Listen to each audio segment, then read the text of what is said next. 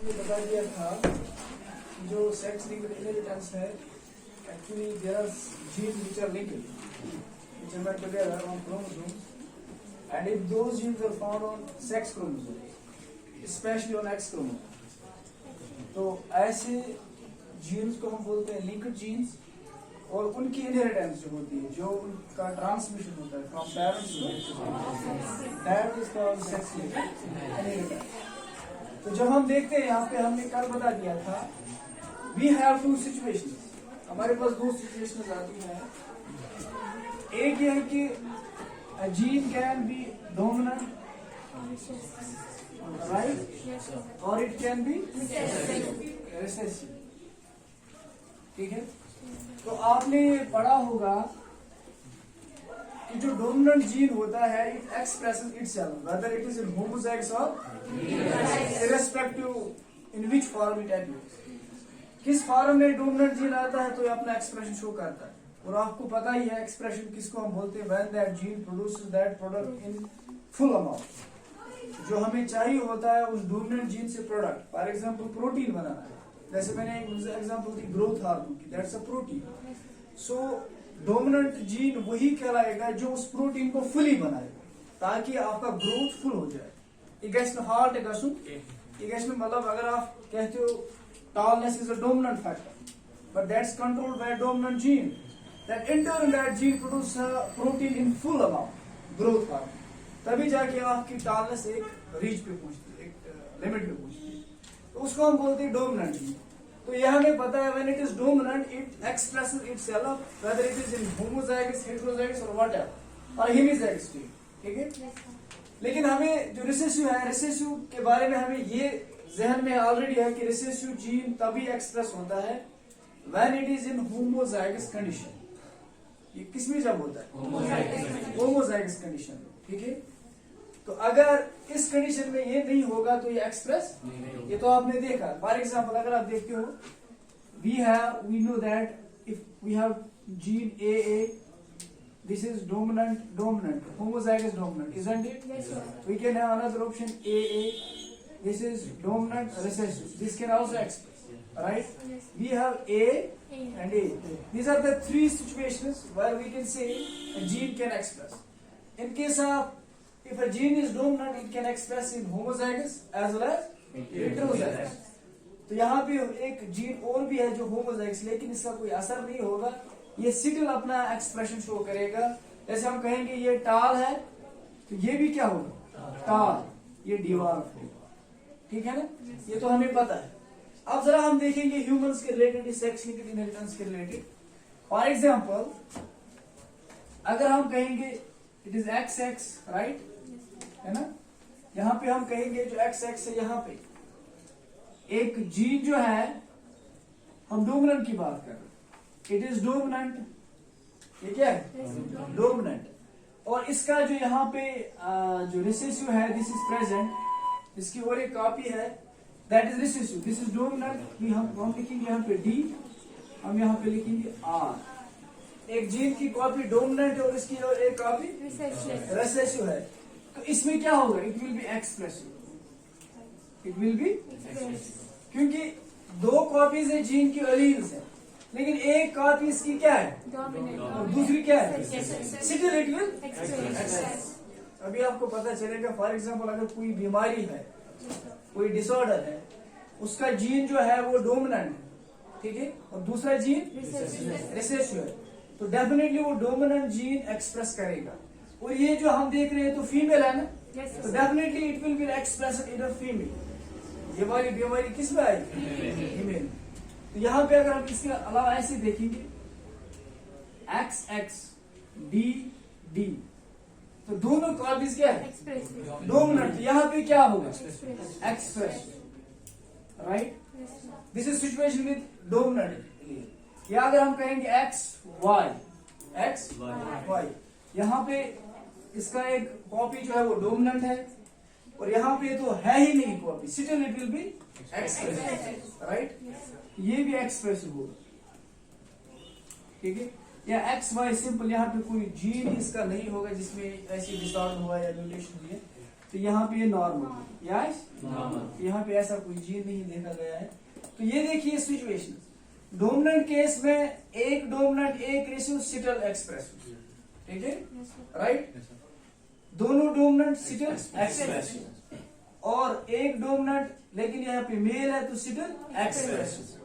तो आप देखिए यहाँ पे, अगर यहाँ पे हम कहेंगे इस सिचुएशन को यहाँ ले जाए, सपोज यहाँ पे हम कहेंगे एक्स एक्स, ठीक है, यहाँ रिसेसिव हमने बोला, फॉर एग्जाम्पल एक जीन इसकी कॉपी एक डोमिनेंट है और एक रिसेसिव है, ठीक है, लेकिन यहाँ पे हम कहेंगे ये वाला रिसेसिव जो है, ये वाला रिसेसिव इट इज म्यूटेटेड, यहाँ पे डोमिनेंट म्यूटेटेड है, ठीक है, या तुम जैसे बीमारी, हाँ एक्सप्रेशन मतलब बीमारी की एक्सप्रेशन, तो डोमिनेंट की वजह से बीमारी हो रही है, ये वाला जीन जो है जिसकी वजह से क्या हो रही है, बीमारी हो रही है, और जीन जो है जो डोमिनेंट है जिसमें म्यूटेशन हो गई तो ये डेफिनेटली ये बीमारी होगी, क्योंकि जीन कौन है, अगर रिसेसिव एक्सप्रेस, हम यहाँ पे डोमिनेंट शो कर रहे हैं, gene which is showing the effect.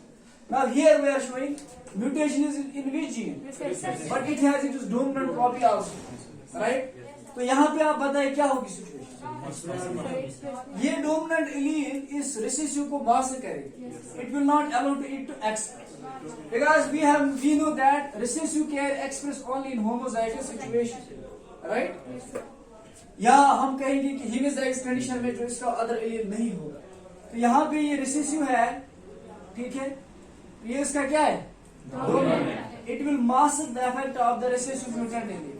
तो यहाँ पे जो ऑफस्प्रिंग होगा या जो भी प्रोडक्ट होगा वो क्या होगा, वो expressive, not expressive, not expressive. लेकिन फिर भी आप देखिए जीन वहां पे है, gene is there, mutated gene is there, this gene it will carry this gene, ये तो इसमें है, कहीं ना कहीं जगह ऐसा क्रॉस होगा कि जहां पे इसकी दो कॉपीज ऐसी आए, कुछ जाएगा जेनेटिक समझावा, जेनेटिक ये कि पेरेंट्स में ऐसा था तो उसके ऑफस्प्रिंग हो गए, जेनेटिक्स है हमें ये समझाता है पेडिग्री एनालिसिस, आपने जेनेटिक्स में की होगी पेडिग्री एनालिसिस, करो सुना है क्या कोई पेडिग्री एनालिसिस,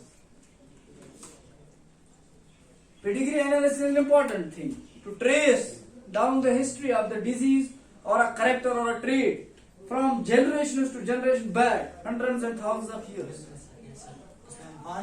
पेडिग्री में हम देखते हैं कि पिछले जनरेशन को हम ट्रेस ले लें, उसका हिस्ट्री कैसे देखो, जैसे आप पढ़ोगे आगे क्वीन विक्टोरिया, उसमें हीमोफीलिया डिजीज जो थी उसको बोलते हैं royal disease, it's also called because it was seen in royal family. जो विक्टोरिया है, क्वीन विक्टोरिया इंग्लैंड की, वहां पे अभी भी चल रहे हैं ये सिस्टम, तो वहां पे देखा गया कि उसमें जब उसकी पेडिग्री एनालिसिस की गई, उसका ट्रैक किया गया था कि उनमें क्या ये जीन कहाँ था। फॉर एग्जाम्पल इस तरह आपको समझ आएगा कि किसी मैं अपनी एग्जाम्पल ही दूंगा, लेट मी एक्सप्लेन इट। मैंने एक बार दी भी थी, I don't have ear lobes, you can check it, mission ear lobes you do have, आपके भी है, आपके भी सबके ईयर लोब्स होते, मे भी किसी के नहीं होंगे, लेकिन मेरे तो क्लियर एग्जांपल ऑफ जेनेटिक्स। जब मैं अपने फादर की तरफ देखता हूं तो he does have ear lobes, ठीक है, जब मदर की तरफ देखता हूं she too has ear lobes, तो मैं क्या कर रहा हूं, तो मैं तो उन्हीं का प्रोडक्ट हूं। तो जेनेटिक्स कह रही है कि पेरेंट्स से कैरेक्टर्स किस में आते हैं, तो मुझे भी नहीं होने चाहिए एटलीस्ट, मेरे पास ईयर लोब्स थे बट मेरे पास, तो मैं जब पीछे की तरफ जा रहा हूँ उनकी पेडिग्री कर रहा हूँ, उसको प्रसाद बुढ़ी बाबू फॉर एग्जाम्पल, तो कह रहा है कि बुढ़ी बाबू कॉन्फियस, तो उसका जीन ट्रांसफर किसमें होगा, यही जेनेटिक्स, मतलब याद करो स्टॉप की express somehow when we cross it, किसी न किसी जनरेशन में ये एक दोनों इसकी कॉपीज रिसेसिव कॉपीज आएंगे और उसमें क्या होगा, एक्सप्रेस, राइट। तो यहाँ पे अगर हम देखेंगे एक फीमेल है, उसमें एक कॉपी डोमिनेंट है उस एलील की और एक रिसेसिव है, और इस सिचुएशन में रिसेसिव जीन म्यूटेट हुआ है, लेकिन उसका डोमिनेंट जो नॉर्मल कॉपी है उस जीन की, it would let this recessive mutate allele to express, so it will be not expressive, but we can see it is carry. ये क्या होगी, क्योंकि ये कैरी कर रही है उस जीन, उषा कैरी करा, so she would be a carrier, yes क्या? तो ये फीमेल जो होगी, चाहे ऑफस्प्रिंग होगी, ऐसा बच्चा जब पेरेंट्स की ये होती है तो वहां पे जो बच्चे आएंगे ऐसे, तो वो फीमेल्स कैरी करेंगी इस जीन को। डेफिनेटली किसी न किसी जनरेशन में उनके बच्चों को हीमोफीलिया होगा, because she carries that gene for that disease, right? हो गई एक सिचुएशन। दूसरी सिचुएशन ऐसी है कि हम यहाँ पे बताएंगे आर आर, दोनों के दोनों एलील्स क्या है, तो क्या होगा यहाँ पे कंडीशन? Express, definitely express. तो यहाँ पे जो हमारी प्रोजेनी मिलेंगी, ऑफस्प्रिंग्स मिलेंगे, तो वो सारे के सारे क्या होंगे? एक्सप्रेस, उनमें वो डिजीज होगी। तो ये फीमेल्स है, दे आर अफेक्टेड। ये क्या है? अफेक्टेड, ये अफेक्टेड होंगे। ये हम नॉर्मली देखेंगे यहाँ पे असल वुच कस पे यह तुम हो वुचान, तुम वन टी तो टी, ये क्यों यतन कर यह सख यह समझ टी तो टी छुना, यतन तुम वन यस गो टॉल छुना, यह phenotypically tall, phenotypically it is but genotypically it is not real tall, we can say true tall, हम इसको नहीं कह सकते because it is a mixture, it's not pure tall, it should be hybrid. phenotypically बासी लंबा चौड़ा इंसान आपके सामने वो is a dominant gene because he is tall, पर जब हम इसका जीनोटाइप चेक करते हैं इसमें तो मिक्स है, तो जब उसकी शादी होगी कोई ना कोई बच्चा ऐसा होगा जो छोटा आ जाए, कद के हिसाब से छोटा है, तो हम पागल हो जाते हैं, व्हाट हैड हैपेंड, इसका तो पेरेंट, इसका तो फादर टाल था लेकिन कुछ ऐसा हुआ है, तो ये क्रॉसिंग। इसी तरह यहाँ पे अब एक सिचुएशन आ गई कि एक ऐसा ऑफस्प्रिंग आया कि उसमें दोनों से एलील जो है रिसेसिव आ गई, ये एक्सप्रेस। तीसरी सिचुएशन कंडीशन ऐसी होगी एक्स एक्स, मतलब इसमें दोनों एलील्स नॉर्मल, इसमें दोनों एलील्स, तो ये क्या होगी? Normal, yes. So these are the conditions where dominant allele which is affected or dominant gene is there, it can have this type of expression or non-expression, ठीक है? अगर रिसेसिव होगा तो इस तरह का इफेक्ट होगा। तो इस सिचुएशन में आपको जो यहाँ पे पढ़ने हैं, the disease which you have to study, they belong to recessive, वो क्या है? रिसेसिव, वो डोमिनेंट नहीं है। इसमें आपको पढ़ने हैं recessive sex linked inheritance.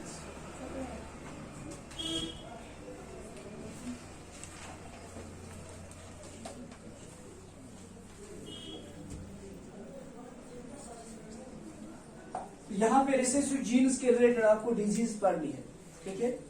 Dominant related disease आपको नहीं पढ़नी है, लेकिन आपको कौन सी पढ़नी है? रिसेसिव। तो इसमें जो आपको पहली disease that's colour blindness, colour, एक तो कलर ब्लाइंडनेस आपको पढ़नी है, दूसरी है हीमोफीलिया।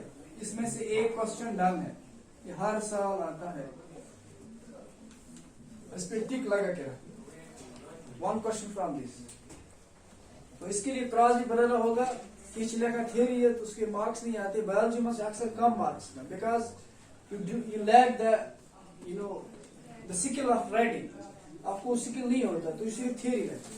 अगर तुम चार्ट्स बनो, डायग्राम्स बनो, क्रॉसेस बनो, आपको अच्छे मार्क्स ना थ्योरी देखो तक का फ्यू मार्क्स ना, क्योंकि बायोलॉजी में ज्यादा डायग्राम्स और फ्लो चार्ट्स का काम है। तो ये दो डिजीज आपको पढ़ने हैं, कलर ब्लाइंड्स है, तो पहली जो है कलर ब्लाइंडनेस। कलर ब्लाइंडनेस क्या होती है? देखिए, colour blindness actually it is not an actual blindness, it should be real blindness. मतलब ब्लाइंड हम इसको कहते हैं जो जिसको कुछ देखा ही नहीं है, लेकिन यहाँ पे जो blindness it's because of colour, colour की ब्लाइंडनेस, आपको रंग नहीं दिखाई देती। Some people the world appears to them black and white, कुछ लोगों के लिए जो दुनिया है वो ब्लैक एंड व्हाइट टीवी की तरह है। जो पुराने जमाने में थे उस वक्त जो भी कोई कपड़ा पहनता था, for example he has worn this yellow और ऑरेंज, लेकिन अगर ब्लैक एंड व्हाइट टीवी होता है तो उसको क्या दिखाई देता? ये तो ब्लैक दिखाई देगा, बस दो ही रंग दिखाई देगा, इसको व्हाइट आएगा, इसको ब्लैक आएगा, there is no other colour. लेकिन आजकल कलर्स आ रहे हैं, आजकल जो फिल्में होती हैं उनमें क्या ऐड किए जाते हैं, तो आपको हर एक रंग दिखाई देता है, दैट्स कलर विजन। तो हमारी आंखें भी क्या देखती है? Colour vision. साइंस क्या पूछा, तभी जाके मैं कह रहा हूँ इसने ब्लैक पहना, इसने ग्रीन पहना, इसने ये पहना, इसने वो पहना, हाउ इट इज पॉसिबल?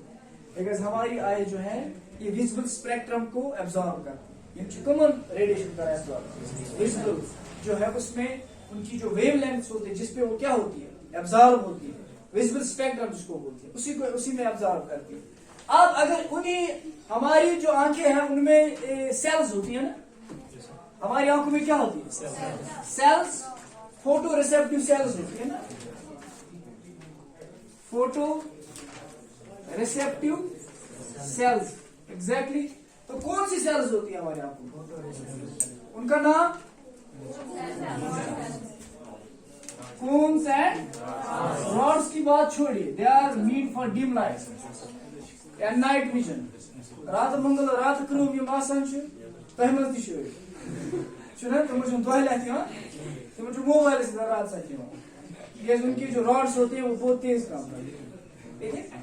तो रॉड जो है वो रात मंगलों के लिए होते हैं और कून्स हमारे लिए होते हैं जो दिन में जागे रहते हैं और रात में सोते रहते हैं, ठीक है। अब देखिए हमें कून से डील करना है, तो cones are actually mean for day light vision. जो डे होती है उसमें जो हमें लाइट एब्जॉर्प्शन होती है वो इन्हीं से होती है, बिकॉज आप देख रहे हो the camera is actually a blueprint of our eye. Camera किस पे बना है, आई की इस पे स्ट्रक्चर पे, और कैमरा के लिए भी क्या होना चाहिए, लाइट होनी चाहिए। एक अंधेरे में आप कैमरा को नहीं उठा सकते, इसे नॉर्मली हम कहेंगे क्योंकि आजकल नए कैमरा आए जो नाइट मोड भी चलते हैं, ठीक है। अब देखिए यहाँ पे कून्स जो है they are mean for vision in the day. अब हमारे पास 3 तरह के कून्स होते, हमारी आंखों में कितने कून्स होते, 3 तरह के, 3 टाइप्स ऑफ कून्स जो इंपॉर्टेंट है। एक है रेड कून्स, हाँ, इसी तरह है ग्रीन कून्स, इसी तरह है ब्लू कून्स। यम छ 3 किस्म कून्स, तो हम 3 किस्म सेल कून सेल्स या कून सेल्स, एक सेल्स होती है।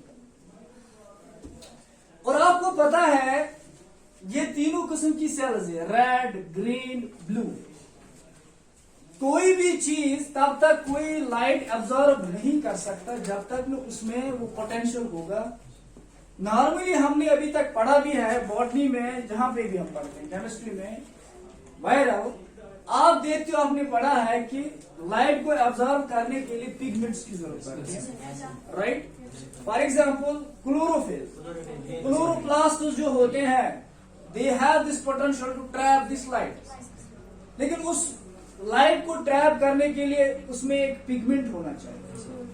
उसमें क्या होना चाहिए, उसमें क्या होना चाहिए। तो हमें पता है कि वहां पे कौन सा पिगमेंट है, क्लोरोफिल है ना, ग्रीन। इसी पिगमेंट के थ्रू ये लाइट एब्जॉर्ब। अब हमारी आंखों की वहां पे हमें पता चलता है वो भी एक सेल है, प्लांट सेल है, राइट। वहां क्लोरोफिल है तो वहां लाइट आराम से एब्जॉर्ब होती है। जब हमारी आंखों की बात होती है, ये भी सेल्स है ना, तो जब हम लाइट की बात करते हैं ये एब्जॉर्ब होना चाहिए, तो डेफिनेटली एब्जॉर्प्शन पिगमेंट के बगैर नहीं होगी। There also cells, they need pigments, they need to trap the light, to absorb the, isn't it. और आपने अभी तक शायद ये सुना भी नहीं होगा, इनमें भी पिगमेंट्स होते, साइन कौन सेल मज पिगमेंट। तो डिफरेंट देखिए, रेड कून सेल्स के लिए कौन सा पिगमेंट होगा, red pigment. Green cone cells के लिए कौन सा पिगमेंट होगा, ग्रीन पिगमेंट। और ब्लू कून सेल्स में कौन सा पिगमेंट होगा। So 3 different pigments are there to trap the light. Like green के लिए तो आपको पता ही है, when there is green pigment it will trap, जैसे क्लोरोफिल हम देखते हैं, है ना। क्लोरोफिल जो है it means chloro, chloro means, what does chloro mean, green. Cyano means blue. Erythro means red. Simple as it is. Erythro for red, right? Cyano for blue. जैसे cyanobacteria, blue green algae. Chloro means green. जैसे chlorophyll. अब जरा इनको देखिए, red के लिए यहाँ पे जो पिगमेंट होगा दैट्स कॉल्ड, हम पहले देखेंगे रेड के लिए क्या लगाते हैं, that's called erythrolab. These are new things to you. And grain के लिए हम क्या लगाएंगे अब? Chloro lab. It will go like that. ठीक है. और ब्लू के लिए cyano lab. So these are the three pigments which are found in your eyes, in the cones, which trap the light of three colors: red, green and blue. तो इन्हीं तीन colour से सारे कलर्स बन जाते हैं. ये आप याद रखिए. Remember this concept forever. जितने भी कलर्स आपके सामने आते हैं, you get a hue of different colors. आपके सामने मल्टी कलर्स आते हैं, but they do not fall in red, green and. लेकिन इनकी मिक्सचर देखिए, मैं ऐसे समझाऊंगा. If you have a painter at your home right now painting the walls, अब उसको डिफरेंट कलर्स बनाने पड़ते हैं.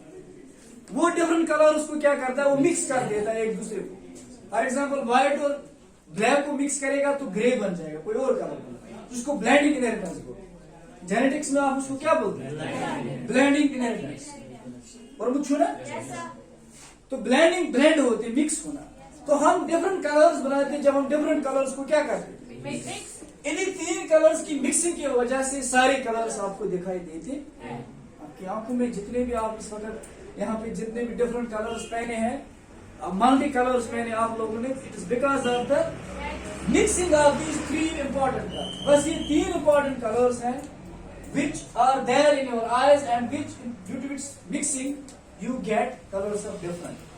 उनमें क्या होती है, उनकी जो वेवलेंथ्स होती है, स्पेक्ट्रल सेंसिटिविटीज होती है, वह वेरी होती है, जिसकी वजह से आपको डिफरेंट कलर्स मिलते हैं. प्रति उछांशु आपका जो टीवी है उसमें भी यही होता है. तथ मज कलर मिक्स डिफरेंट कलर्स. समझ आ रहा है ना? तो आप समझ लीजिए यहाँ पे ये तीन कलर्स की मिक्सिंग की वजह से आपके बाकी कलर्स आ जाते. अगर इन तीन कलर्स में आपको डिफेक्ट आ गया तो आपके कलर विजन पे डिफेक्ट आएगा. तो ये इशू कहते कलर ब्लाइंड. आपको ब्लाइंडनेस होगी. You can't recognise the colour. वजम तय कलर वन से याद क्या रहा अगर तय मज colour blindness genetic defect. This is genetic defect. Genes में डिफेक्ट है, रिसेसिव डिफेक्ट है. You can't treat it by medicine. Genetic defect दवा से ट्रीट करें. There is only one option, that is gene therapy. उसके लिए एक ही ऑप्शन क्या है, जीन थेरेपी. या तो वो जीन ऐड करना उसकी जगह, या डिलीट करना, वो रिमूव करना, रिप्लेस करना, जो हमने उसमें पढ़ा है बायोटेक. जीन थेरेपी में हम क्या करते हैं, जीन एडिशन या जीन रिप्लेसमेंट. या तो हम नॉर्मल जीन को ऐड करते हैं वहीं पे, या उस जीन को रिप्लेस करके वहां पे नया उस जीन नॉर्मल जीन डालते हैं. तो only option is that gene therapy. एक जमाना आएगा कि जितने भी जेनेटिक डिजीज है, जैसे कैंसर है, जेनेटिक जो जीन्स की वजह से कैंसर होता है, जैसे ब्रेस्ट कैंसर है, उसके लिए एक जीन है, ठीक है, रेस्पॉन्सिबल फॉर. अगर हमें एक वक्त आएगा कि जीन थेरेपी पीक पे होगी, सारे कैंसर ट्रीट हो जाएंगे, सारे जेनेटिक डिसऑर्डर्स ट्रीट हो जाएंगे, और वर्ल्ड क्या होगी, it will be a good place to live. अगर किसी को ऐसी बीमारी होगी अचानक, जीन में म्यूटेशन होगी, तो कोई प्रॉब्लम. लेकिन इस पे चल रहा है, बहुत सारे डिजीज को ट्रीट किया गया. अब देखिए, मैंने कहा कि अगर इन कून्स में डिफेक्ट है, या ये कून्स मिस हो रहे हैं आपकी आईज में, in cones should available, they are missing. If they are missing, you are missing the colour. If you are missing red cones, you are not able to identify the red color. If you are missing the green, you are not able to identify the green. If you are missing all the three, you will be totally black and white. आप क्या होंगे? Because आपको पता ही नहीं है कौन colour, आपको दुनिया लगेगी ब्लैक एंड व्हाइट टी. तो कलर ब्लाइंड.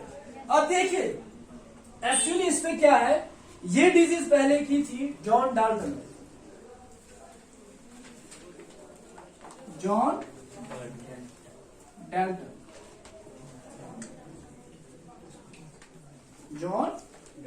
जॉन डाल्टन के बारे में आपने पढ़ा होगा.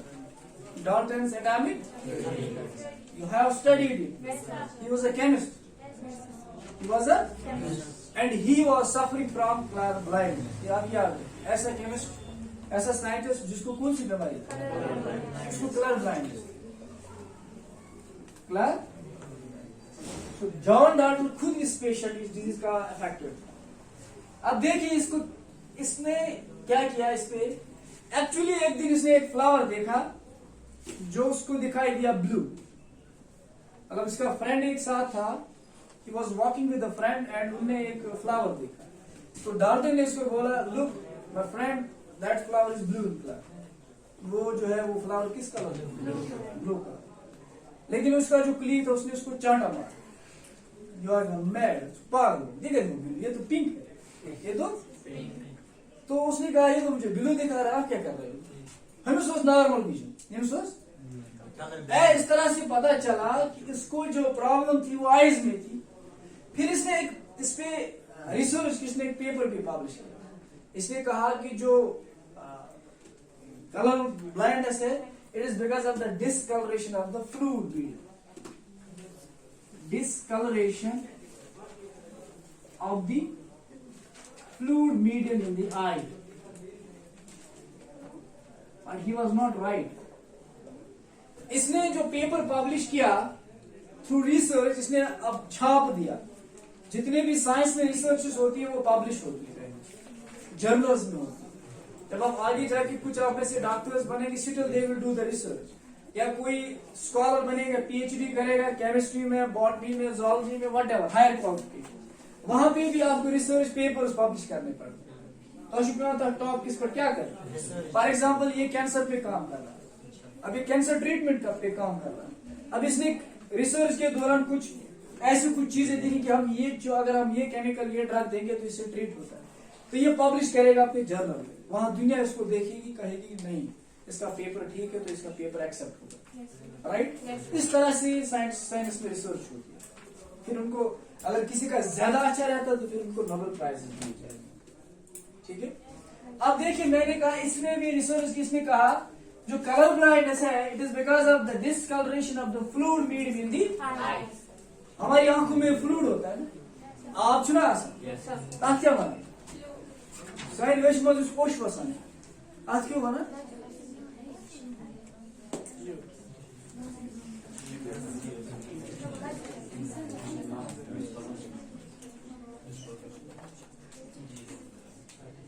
Io spesare tu non dua soldi ne दुश्मन है कुछ बता सको ना दुश्मन जिक्र से फ्लूट ना ऐसे मत यार जिक्र से फ्लूट मुझे वो नहीं दूँ वो इशू तो सब हमारी आंखों में फ्लूट्स होते हैं, ग्लैंड्स होते हैं वहां पे, यूं टीयर स्क्रीट करा. ठीक है. तो ऐसे पता होगा पर तो यूं डेमेंशिया गुम जो बस हम लेकर इसमें डाइवर्स क्यों तो आज. तो इसने कहा जो हमारी आंखों में फ्लूइड होता है, जैसे एक्वस ह्यूमर है, वेट्रस ह्यूमर है, उसका जो कलर होता है वो डिसकलर होता है. मतलब अच्छ रंग खत्म. ये बोला कि स्वीनस अच्छन मन जिस आब छु अच्छ रंग ये रंगदार एमे सोच पर रंग रंग वाइस रिफ्लेक्शन जो गसा पत मन ओइस एम से दस कलर विजन. अगर ये तो सरासर क्या था जो सॉरी टाल दिल चल ना केमिस्ट्री दिल चलिए इन दो यासी को डिसकलरेशन ऑफ द आई. लेकिन ऐसा नहीं हुआ. जो इसने पेपर पब्लिश किया it was not that very case. तो इसका जो ये पब्लिकेशन थी ये डिस्कार्ड की थी. कहा गया कि इस तरह का कोई ये केस नहीं होता. अब जरा देखिए आगे. तो मैं कह रहा था कि जो कलर ब्लाइंडनेस है it is not the actual blindness. The actual blindness it is not the actual blindness. ये एक्चुअल ब्लाइंडनेस नहीं है. फिर क्या है? It is the abnormality in the spectral sensitivities of the Coons. ठीक है.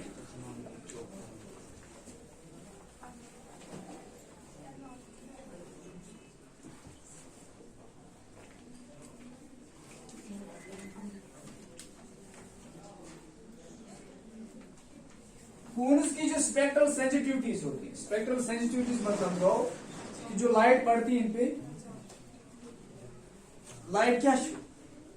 What is light? Yes, it has dual nature. सुनो प्रमुख, यू प्रॉब्ली इज ठीक है.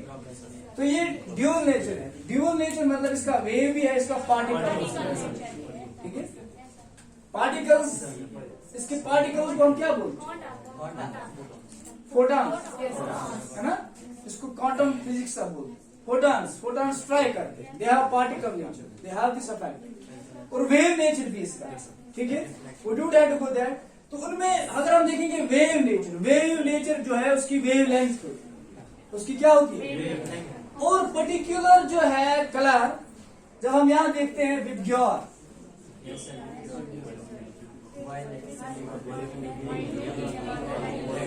इसमें भी ब्लू, ग्रीन और three basic colours of the spectrum, visible spectrum, ठीक है? इंद्रधनुष के ये रंग होते हैं। इंद्रधनुष का तो रेन, 7 कलर्स, ठीक है ना? अब देखिए यहाँ पे लास्ट पे कौन है? रेड की वेवलेंथ क्या होगी? तो रेड जो है वो ट्रैप हो जाएगा कून्स पे। किन वाले कून्स पे? रेड कून्स पे। जब इनकी वेवलेंथ लंबी होगी, उस रेंज में होगी जिसपे ये ऑब्जर्व हो जाएगी। फॉर एग्जाम्पल मैं रेड को यहाँ पे लाऊंगा, रेड किन साइड? यहां से वेवलेंथ क्या होती है? वेवलेंथ यहां से, दिस इज कॉल्ड वेवलेंथ। यहाँ पे वेवलेंथ क्या है? जब वेवलेंथ कम होगी तो उसकी जो फ्रीक्वेंसी होगी, जब फ्रीक्वेंसी ज्यादा होगी तो एनर्जी क्या होगी? ज्यादा। तो ये डायरेक्टली प्रोपोर्शनल, जिस वेव की फ्रीक्वेंसी ज्यादा उसमें एनर्जी भी ज्यादा है, राइट? जिस वेव की वेवलेंथ ज्यादा उसकी एनर्जी क्या है? ये तो आपने फिजिक्स में पढ़ा। अब मैंने आर को यहाँ पे रखा तो इसकी वेवलेंथ क्या हो रही है? क्योंकि हम स्टार्ट कर रहे हैं यहाँ से, फ्रॉम राइट लेफ्ट टू, तो हम कहेंगे इसकी वेवलेंथ कम हो रही है। लेकिन हमें पता है कि रेड जो है ये एक्सेप्ट होगा जब इसकी वेवलेंथ क्या होगी? ज्यादा। तो यही प्रॉब्लम होती है कि आपकी रेड कून्स अब वो वाली वेवलेंथ एक्सेप्ट जिसमें इनको करना था long wavelength to get that colour, but they are now accepting the light in shorter wave, and you can't absorb that light. You can absorb it. So defect किस में हो रहा है? Likewise green, likewise blue, and that affects the hue of the color. आपका colour effect. तो इसका मतलब हो गया कि वेवलेंथ्स में प्रॉब्लम हो रही है जो इनमें नहीं पड़ रही है अच्छी तरह से, नॉर्मल वेवलेंथ्स, ठीक है? अगर हम सपोज तेज वेवलेंथ की लाइट नॉर्मली डालेंगे आंखों पे तो वहां पे हम देखेंगे हमें प्रॉब्लम्स हो, ठीक है? As gets optimum wavelength to light is being cut to get all the colors. तो ये वजह है, मैंने कहा it is abnormality in the spectral sensitivity of the moon, right? तो अगर हम देखेंगे फॉर एग्जाम्पल हम कहेंगे यहाँ पे हमने देखा it is long wavelength for red. Red के लिए कौन सी वेवलेंथ चाहिए? यहाँ पे इधर लॉन्ग। उसके बाद हमें ऑरेंज से कुछ नहीं लेना, we have to deal with this। उसके बाद ग्रीन के लिए क्या है? Medium size wavelength, right? उसके बाद सबसे छोटी वेरी शॉर्ट वेव लेंथ। तो ऐसी वेव लेंथ, ये तो आपने देखा होगा फिजिक्स में कि इसका रेंज क्या है, वो आपने देखा होगा फ्रॉम 300 टू 700। उस रेंज में अगर उससे ज्यादा हो जाएगा, फॉर एग्जांपल 700 से अब होगी वेव लेंथ, वो भी एक्सेप्ट नहीं होगी। 700 से कम होगी वो भी, 300 से बिलो होगी वो भी। तो अगर इसी वेव लेंथ में क्या आएगी? चेंजेस, वेरिएशन, आपका कलर इफेक्ट हो जाएगा, आपका कलर। तो हमने यहाँ पे कहा जो लॉन्ग वेव लेंथ से देयर फॉर रेड, ग्रीन के लिए मीडियम और ब्लू के लिए क्या होगी? Short wave. This is how these wave length affect. अब हम देखिए इस पे कंटिन्यू करें।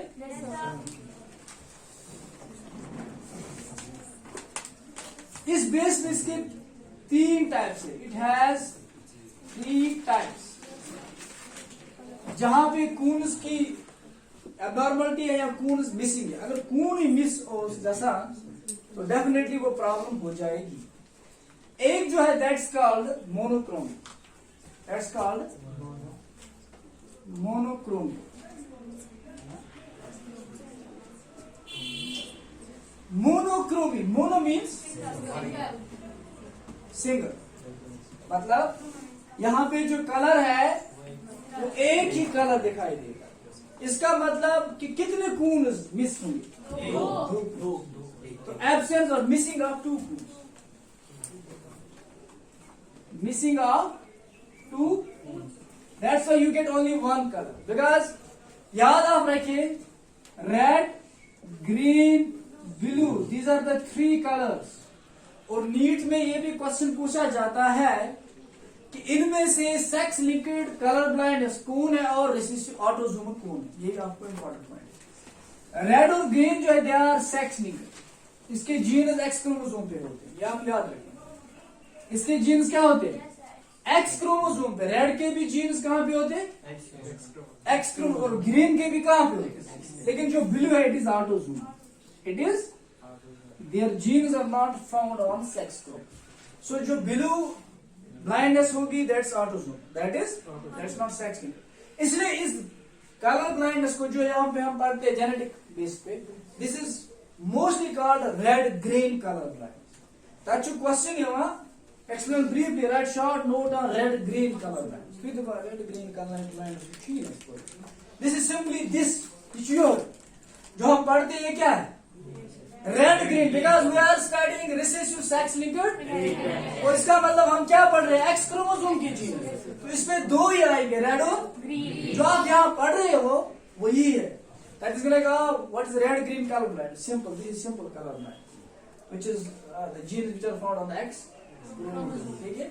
अब अगर हम कहेंगे मोनोक्रोमी, there is missing a 2 and you will get only 1 colour, right. उसके बाद दूसरा है डाइक्रोमी।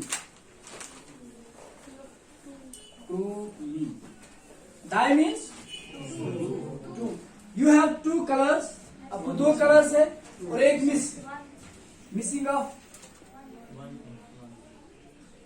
1 कून। ठीक है। अब इस डाइक्रोमी के 3 सब टाइप्स है। डाइक्रोमीची कसम 3। पहला जो जिसको बोलते हैं प्रोटेनोपिया, हाँ प्रोटेनोपिया। दूसरा है ड्यूटिरेनोपिया। तीसरा है ट्राइटेनोपिया।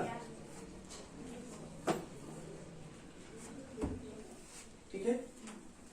प्रोटेनोपिया is also called this defect, this color blind is sometimes called protein defect।